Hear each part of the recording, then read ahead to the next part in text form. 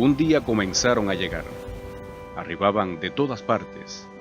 Traían sus comidas, sus cantos, sus costumbres, su cultura. Sus equipajes venían llenos de sueños. Aquí establecieron sus familias. A algunos les fue muy bien. Otros fracasaron y se fueron. Muchos con el paso del tiempo murieron y aquí reposan sus huesos. En esta tierra quedaron sus historias, sus recuerdos, sus huellas.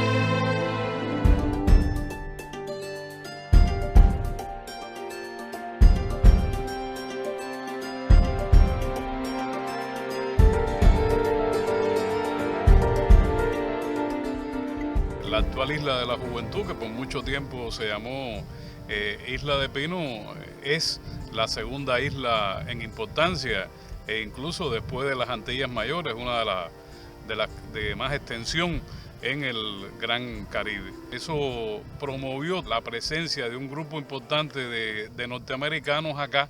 Ahora, en el año 1907 se convirtió en una oportunidad para que los caimaneros, o sea, los provenientes de Islas Caimán, también vieran en la isla la oportunidad de emigrar. Lo mismo sucedió con los japoneses que ya habían emigrado a comienzos de siglo y se habían establecido básicamente en varias provincias del país y que vieron también en la isla una oportunidad para los emprendimientos. Y en esa misma medida, incluso esta influencia y esta propaganda llegó a Europa. Y muchos europeos también vinieron aquí, alemanes, polacos, de varios países, rusos, de varios países de Europa, también muchos italianos, y por eso es que se conforma toda una sociedad cosmopolita. O sea, paradójicamente una pequeña isla acusaba las características de una sociedad mucho más desarrollada por el nivel de cosmopolitismo que se logró establecer aquí.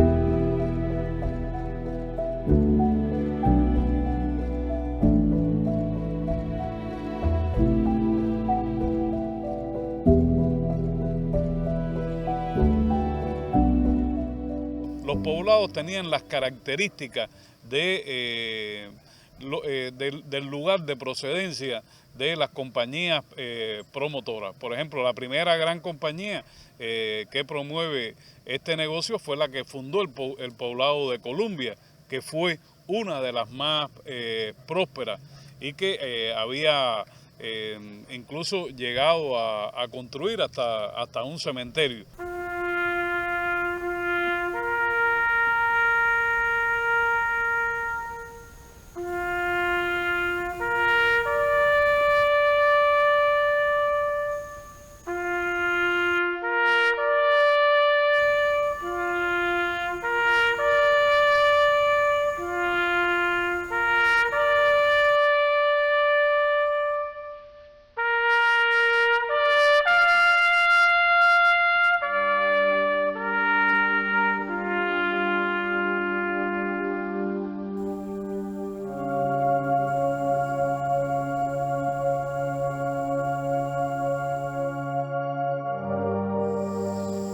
Bueno, aquí estamos en la tumba de William J. Mills. Este es el hombre que organiza la compañía de vapor. Es un canadiense, con la nacionalidad norteamericana, por supuesto. Y organiza la compañía de vapor. Es el hombre que tiene el control de la salida y entrada de mercancías y de los que vienen llegando, arribando a esta isla. Como tú ves, todas las tumbas están en la tierra. Esto se debe, no hay grandes monumentos, todo es muy plano. Es típico de la religión protestante, donde se considera que el hombre cuando muere sencillamente es tierra y a la tierra vuelve, ¿no? Este cementerio norteamericano estaba concebido para los norteamericanos o los extranjeros, sobre todo europeos, que tenían la nacionalidad norteamericana, pero no admitían, por ejemplo, a los negros jamaicanos o caimaneros, aunque fueran protestantes, aunque hablaran inglés. Sencillamente era un cementerio para blancos.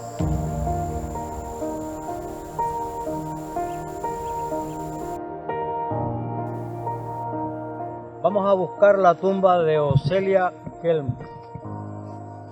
La característica de esta tumba, lo que la diferencia de las demás, aquí la tenemos, es que Ocelia es la esposa del cónsul norteamericano, de Adolf Bertram Kelm. Y justamente el día que cumple 36 años, muere de un ataque de asma. Pero lo más característico no es esto, o lo más especial no es esto, sino que es la única tumba de una católica en este cementerio de protestantes. Porque evidentemente Kelm, el esposo, hizo valer sus influencias y prefirió traerla aquí, donde estaban los de su nacionalidad, y no llevarla al cementerio de Nueva Gerona, que era donde correspondía.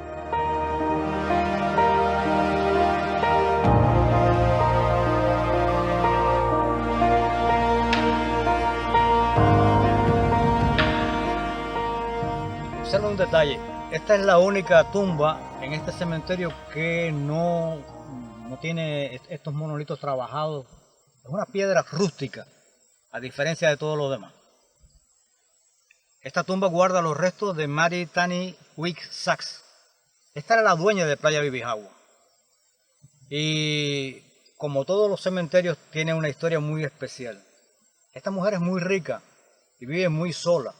Y era una gente con tanto dinero que murió en 1936 y pidió que la enterraran. Primero fue a la sierra de allí, de Bibijagua, cuando todavía podía caminar, y escogió esta piedra, la mandó a bajar y le mandó a grabar sus apellidos, Wick Sachs. Como ustedes ven, un apellido que no tiene nada que ver con los norteamericanos, porque esta mujer es una judía, y como judía se hace enterrar justamente con todas sus propiedades. Para que tengan una idea de qué estoy hablando, el ataúd es un ataúd de cobre, de bronce, pulido, que parecía de oro. Y esta mujer solamente el pectoral con que se hace enterrar valía $36,000 en el momento en que fallece, en 1936. Pero además se hizo enterrar con todas sus joyas y pertenencias en oro y plata y piedras preciosas. Todo eso supuestamente está aquí, debajo de esta piedra. Los criados caimaneros con que fue atendida siempre, sus criados, la gente de su confianza, cumplieron exactamente al pie de la letra su testamento, su mandato. La enterraron de pie, como se entierra a los judíos, a los hebreos, no horizontal como se entierran a los demás, con todas sus joyas y pertenencias. Dieron mucho pisón y pusieron la piedra encima. Para traer la piedra de Bibijagua aquí hicieron falta 2 camiones camioncitos de los que había en Presidio en 1936. Uno cargando la piedra y otro delante alando al camión que venía detrás. El camino era muy malo, no había carretera ni mucho menos. Y finalmente lograron traer la piedra, enterrar a esta mujer y ponerle su piedra encima.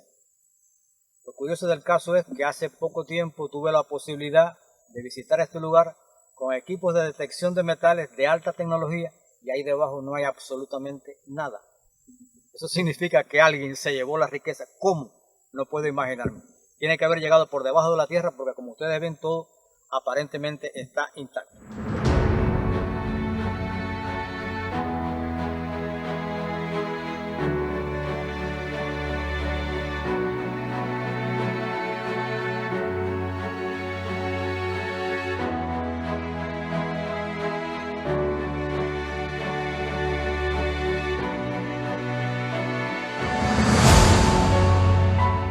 Entre el efecto de los ciclones, también el abandono que tuvieron las propiedades y básicamente las instalaciones sociales de estos poblados. Hoy lo que quedan son aisladas chimeneas y básicamente los pozos, algún tipo de árbol que representaba la cultura anglosajona y norteamericana en particular, como son los laureles, digamos, lo que sucede con el conocido bosque de goma en la de Majagua, que hay un grupo importante de este arbolado. Eso es lo que va quedando de la presencia norteamericana en Isla de Pena. Dentro de los objetos de obras característicos de aquellas construcciones, que básicamente eran edificaciones sobre pilotes de madera, con buhardilla, con ventanas de cristal, con tejas de madera, todo al estilo anglosajón. Esto es un ejemplo, son también algunas de las huellas físicas que quedan, como es el caso de estos pilotes en lo que fue la residencia de Adolfo Kelm, que llegó a cumplir las funciones de cónsul honorario de los Estados Unidos de Norteamérica en la entonces Isla de Pino, aunque también tenía importantes misiones desde el punto de vista económico, sobre todo en función de la exportación de cítricos desde Isla de Pino hacia la Florida.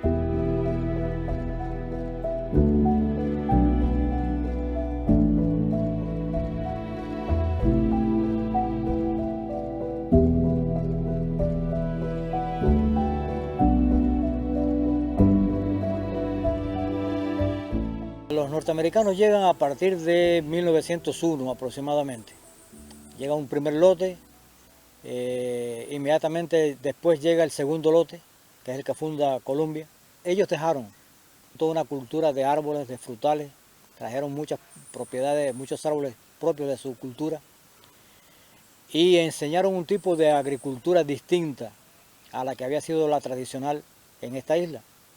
De hecho, hoy por hoy, los pineros les cuesta mucho trabajo laborar la tierra al modo oriental, con bueyes, con guataca.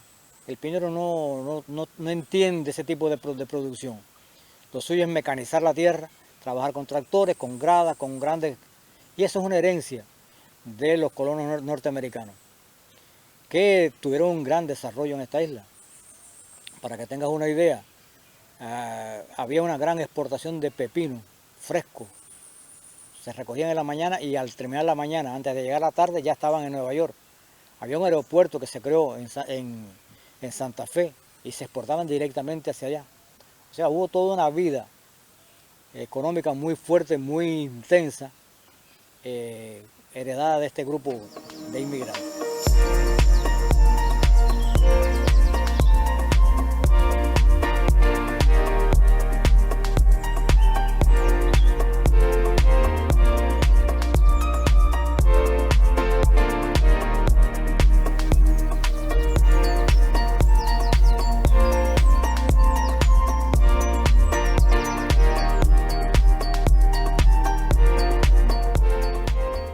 Yo creo que la jungla donde estamos ahora en este momento, la jungla Jones porque la funda Harry Jones y Helen Rodman Jones, su esposa, la tradición norteamericana desde que la mujer adquiere el apellido del esposo. Por eso se llama jungla Jones. La fundan a partir de 1902. Y hay cosas que quisiera enseñarte, mostrarte de este lugar. Vamos a recorrer.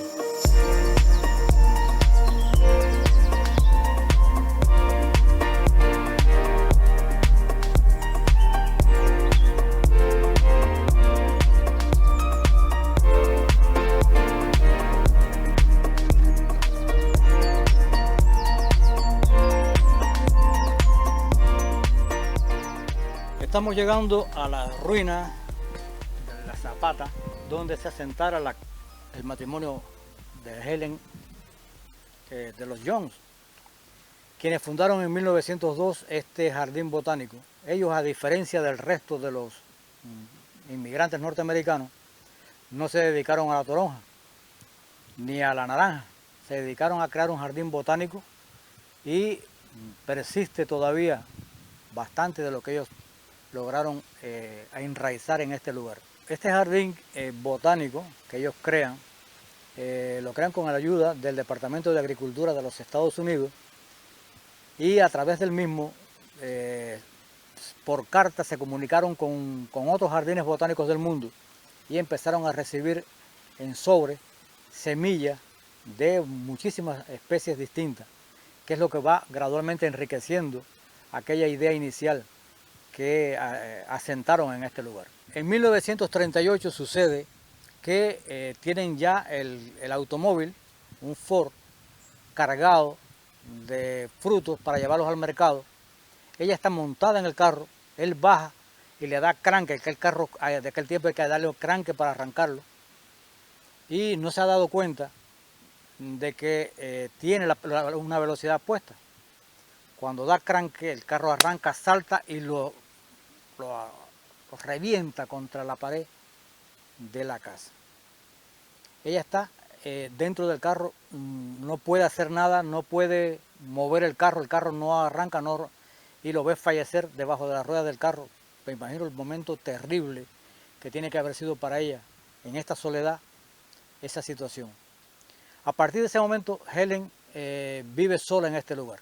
Y la jungla se convierte un poco en la promoción turística de esta isla.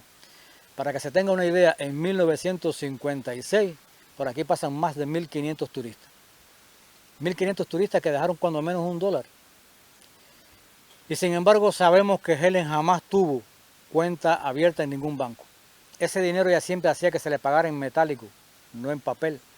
Y en algún lugar de este jardín botánico ella enterró ese dinero. Eso hace que se le dé una explicación mística a su muerte. Porque en 1960, en enero del 60, hace frío, ella tiene una hornilla de carbón para darse calor por la noche y se produce en la madrugada un incendio donde se carboniza todo, aparece apenas su cadáver muy quemado, el revólver y nada más. La gente especuló que se trató de que alguien vino, 4 presos se decían escapados de presidio, habían venido, habían tratado de que ella les contara dónde estaban los entierros de su dinero, ella no quiso decirlo y sencillamente la incineraron después de golpearla y matarla, ¿no? Yo he tenido el expediente judicial en la mano, esto no se refleja en el expediente, se refleja sencillamente la muerte.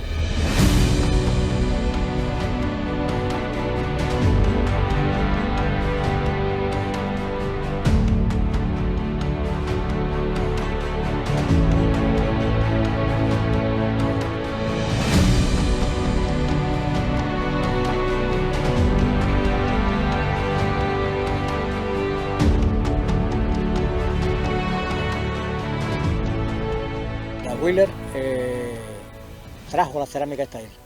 Antes de ella no se había producido cerámica. Ella produce cerámica roja, no es la cerámica de caolín, la cerámica blanca. Pero es la que produce una cerámica de muy alta calidad para las condiciones en que la estaba produciendo. Ella viene aquí a la isla, se asienta en la zona de Santa Ana. Se conservan fotografías en el Museo Municipal de Historia, e inclusive las herramientas que usaba para trabajar la cerámica. Y la Wheeler exportaba la cerámica hacia Nueva York, a través de los indios del embarcadero. Fue además una gente de mucho prestigio, era la mujer de un general. Y por tal motivo la comisiona a los norteamericanos para que hable con el presidente norteamericano, interceda con él y logre que el presidente no ratifique el Tratado de Ojal Quesada. El presidente Cleveland le promete a ella que no lo va a ratificar. Sin embargo, esto después no es así. Pero ella lo hizo, lo logró en aquel momento. Y cuando se firma el tratado, los hombres dijeron, sí, la culpa es nuestra porque mandamos a una mujer a hablar con el presidente. Si hubiera ido un hombre, hubiera resuelto las cosas de forma diferente. Realmente no fue así. Ella hizo todo lo que pudo hacer, lo logró en aquel momento, lo que después no se cumplió sencillamente.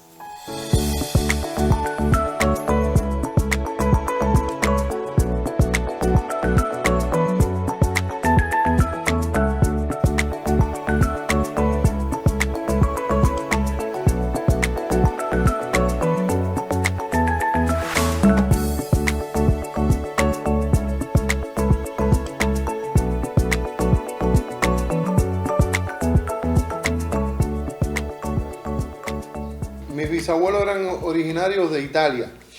de Luca. Emigraron en 1889, por ahí más o menos, a Argentina. En 1899 nace mi abuelo en Argentina y emigran de Argentina a México en el año 17, en 1917. Y en el año 27 vienen para Cuba, según he podido descubrir, buscando, ¿no? Que llegaron sobre el año 27 a la isla y abrieron un negocio de fotografía. Mi tía abuela, Amelia D'Aletta, fue la que trabajó en el negocio, porque mi abuelo era más chiquito y la ayudaba, pero no trabajaba hasta el año 31, cuando empieza Presidio Modelo, que mi abuelo es el primer fotógrafo de Presidio Modelo.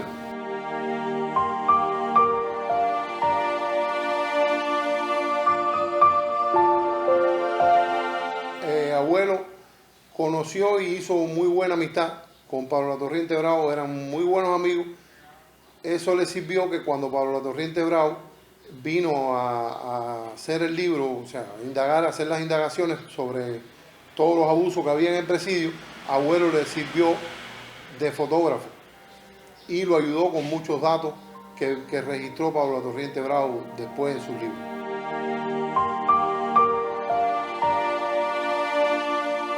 En el año 48 mi papá trabaja en presidio y mi abuelo entonces se dedica más a lo que es la fotografía artística, las fotos de estudio, la pintura, pues yo era pintor también. Sobre el año 30, por ahí más o menos, unas personas le pusieron un reto. Le dijeron que como él inventaba tanto, que por qué no le hacía un barco que no tuviera nadie. Entonces abuelo diseñó un cepelín, lo hizo un barco. Entonces ese barco, la construcción era de madera y era vestido en lona impermeabilizada.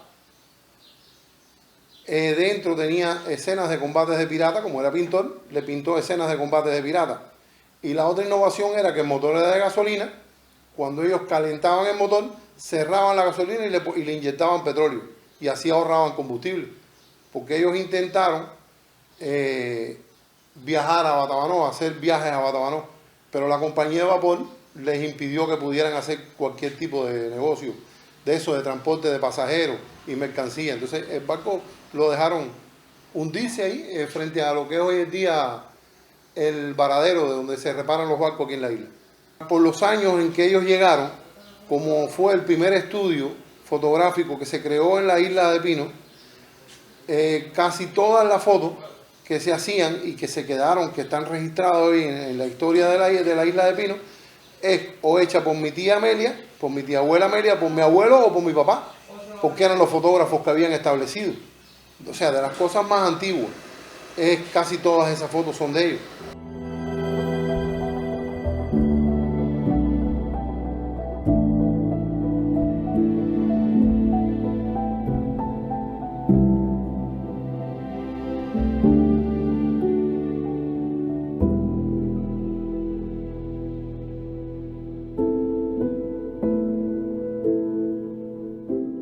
Yo creo que la isla, como ha tenido tanta influencia de tantos países, es rica en una cultura que todavía está por descubrir, porque aquí hay de todo.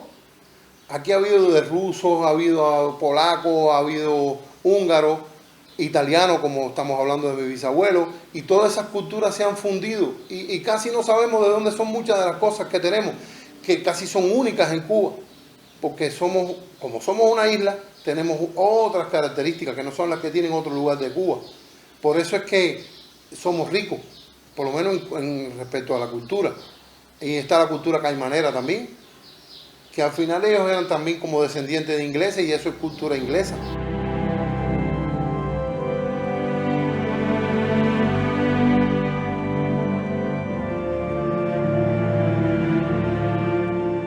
Creo que debiera rescatarse un poco eso, porque eso nos enriquecería y sería una lástima que eso no se pueda recuperar, porque se va a perder en el tiempo y la memoria hay que refrescarla, porque de ahí venimos.